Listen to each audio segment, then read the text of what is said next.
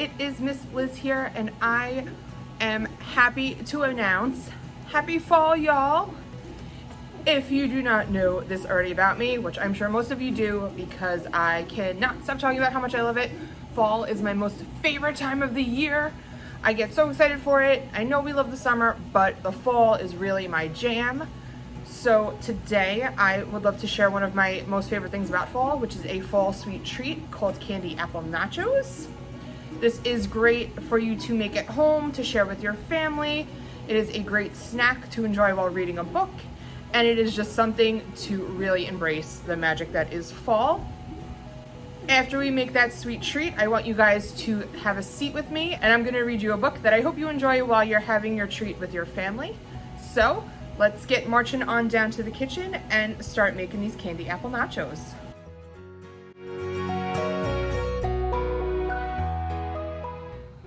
So the best thing about candy apple nachos is that you can make them however you want. You use your favorite foods, your favorite ingredients. All you need to get started are just 2 apples. In today's video, I'm gonna show you some of my favorite ingredients that I use to put on top of my candy apple nachos. However, if you like other stuff, feel free to use whatever you think should be on top of this delicious dessert. So today, I'm gonna be using some of my favorite candies, which include Snickers, M&Ms, Reese's Peanut Butter Cups, candy corn, and some peanut butter cookies. I am also going to top my candy apple nachos with some caramel sauce, some peanuts, a scoop of peanut butter, because who doesn't love peanut butter, some whipped cream, and some chocolate syrup. Now, if you need more ideas for what to use at home, you can use things like mini marshmallows, chocolate chips, pretzel bites, cherries, sprinkles. Anything that you have at home that you love is fair game to put on top of the candy apple nachos. Once you have your favorite foods assembled, it is time to get making this plate. So to get the base of our candy apple nachos down, you are gonna cut your apples into slices. Now, if you and your grown-up have a favorite way of doing this, by all means slice your apples however you want. I am gonna show you my favorite way to slice an apples, and that is by making them into fourths first. So you cut once down the side, once down the other side, again on this side, and then lastly down the other side.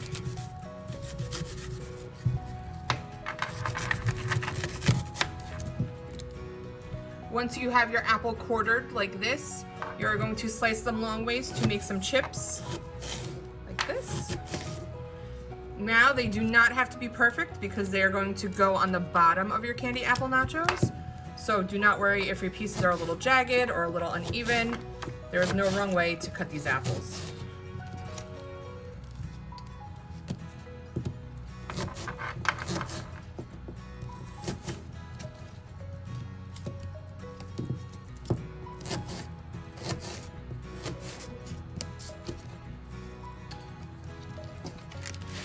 Then you're gonna take those slices and you're going to take a nice clean plate and start to arrange them like you would for tortilla chips, as if you were making regular nachos. So I'm just gonna sprinkle them on here.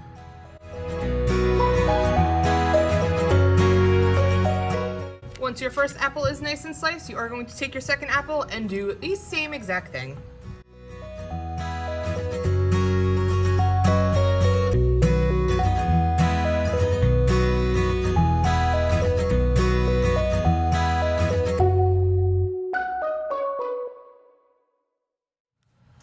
Once your apples are assembled on your plate and your chip base is down, you are going to take whatever sticky ingredient that you're going to use and put some on top. So in my case, I'm going to use the caramel sauce, and I'm just going to drizzle it all over there.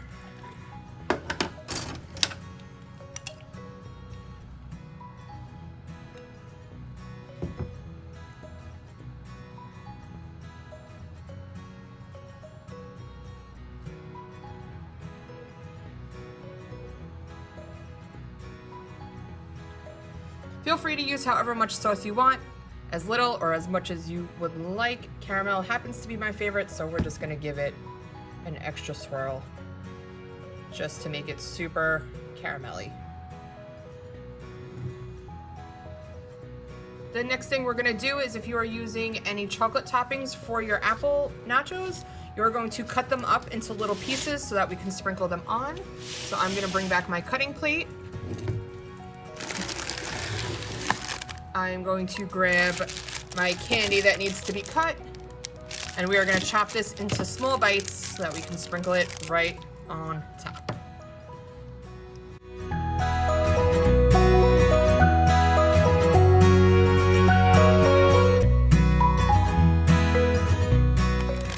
Now I'm gonna take my cookies and kind of just crumple them up a little bit, just because I don't want to hold cookie bites on there. So you take a handful, however many you're gonna want to put on. And I kind of just break them with my hands like this. And again, because they are your candy apple nachos, you can put on whatever toppings you'd like. It does not have to be these ones. These just happen to be my favorite. So that's what I'm using, but if you like Twix, put a Twix on here. If you like Milky Way, go for that. If you want to make these a little bit healthier, you can add some banana as your topping and make it like a total fruit plate. Whatever floats your fall apple boat. Once all of your toppings are cut up to your liking, you are going to take them and you are going to put them all over your candy apple nachos and just sprinkle them on there like this.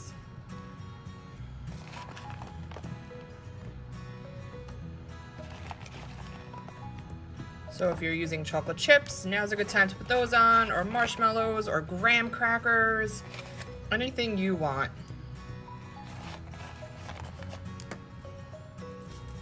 Once my candy base is down, I like to add, if you're using any kind of nuts, they can be peanuts, cashews, almonds. I like to add that on top of the candy, just like a little sprinkle, not a lot.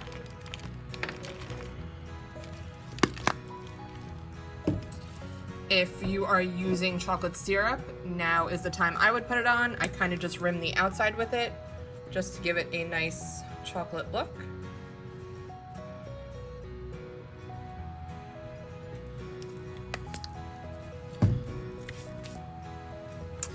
Next, if you want to add some peanut butter, this would be the step that you add it. You can take a scoop out and put it. I just noticed that I ran out of room on my plate, so I'm not going to add it, but if you want to add peanut butter to yours, feel free. A pro tip, because yes, I think I'm a pro at these apple nachos by now, I make them every year, is to take your peanut butter and stick it in the microwave for like 15 seconds so it gets a little soupy, and then it's a good way to just drizzle it all over it like we did with the chocolate syrup and the caramel. So go nuts with the peanuts. Then I like to take my whipped cream, and this stage is entirely up to you. If you're using whipped cream, you can go bananas and put the whipped cream all over your entire plate, or what I like to do is I like to carve out a little well in the middle, just like this, but I like to put it right in the center, almost like a dipping sauce.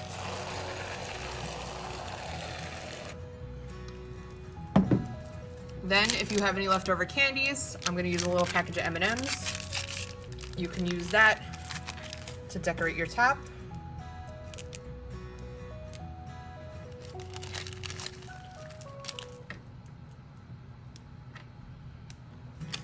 And lastly, I'm gonna take some candy corn, because nothing says fall to me more than candy corn does. And I'm just gonna sprinkle a little bit around the edges to give it a pop of orange and yellow fall coloring.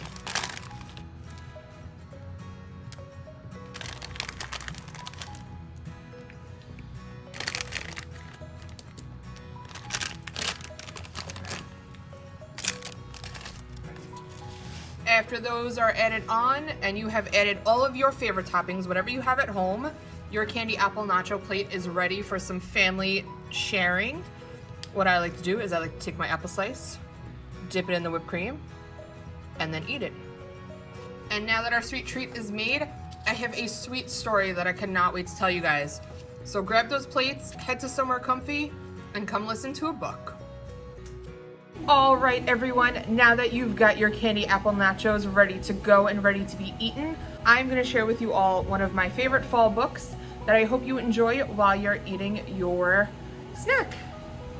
So the book I will be reading while we enjoy this snack is called Apples for Little Fox.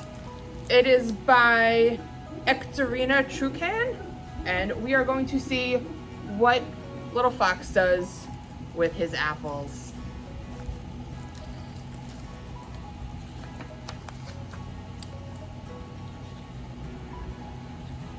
Apples for Little Fox is published by Random House, and we thank them for allowing us to use the title in today's video. Fox loved to read. Mystery stories were his favorite books. Fox wanted to become a famous detective, just like the ones he had read about.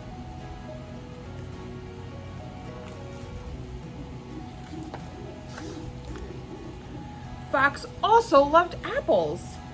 Every morning he went to the library, and on the way home he stopped to gather apples that had fallen under the biggest apple tree.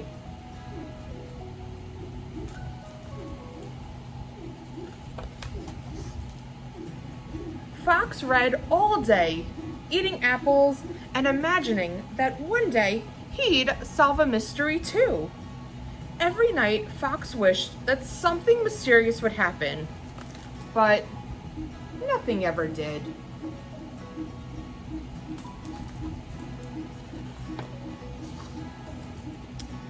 Nothing at all. Does it look like something mysterious is happening in this picture? We got some animals over here in black masks. I think something may be going on. Let's find out. Early one morning, Fox set off for the library, just as he always did.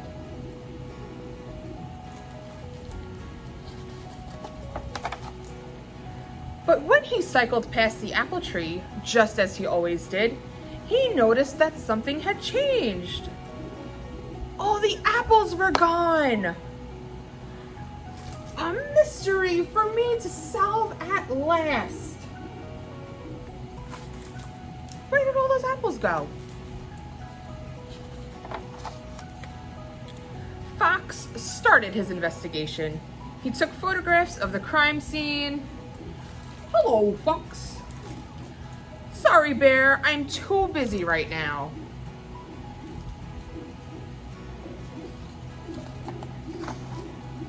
Then Fox looked for clues. He used his detecting magnifying glass. He had been waiting for a long time to use it. Hello, Fox. Sorry, Wolf. I'm too busy to talk right now. Fox even questioned a witness. I was asleep. Hello, Fox. Sorry, Owl. I'm too busy right now.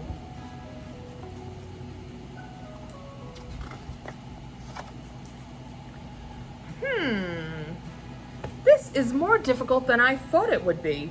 Maybe Rabbit can help. He is very clever. So Fox went to visit Rabbit. He had just started to explain the mystery when he smelled something. Something very familiar. Something very nice.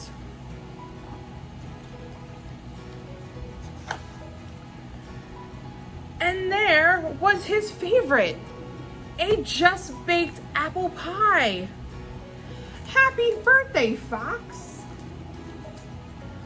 I forgot it was my birthday, but now I know where all the apples went.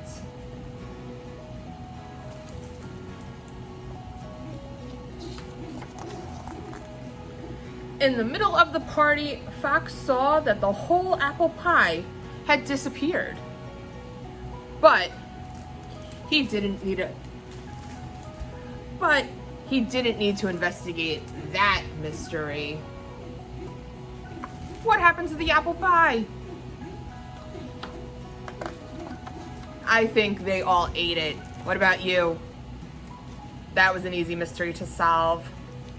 Thank you all so much for joining me for today's candy apple nachos. I hope you enjoyed learning how to make this delicious fall treat. That is one of my favorites, and I hope you enjoyed it while listening to our book, Apples for Little Fox. I hope to see you all soon at the library, and have a great fall, everyone. Bye.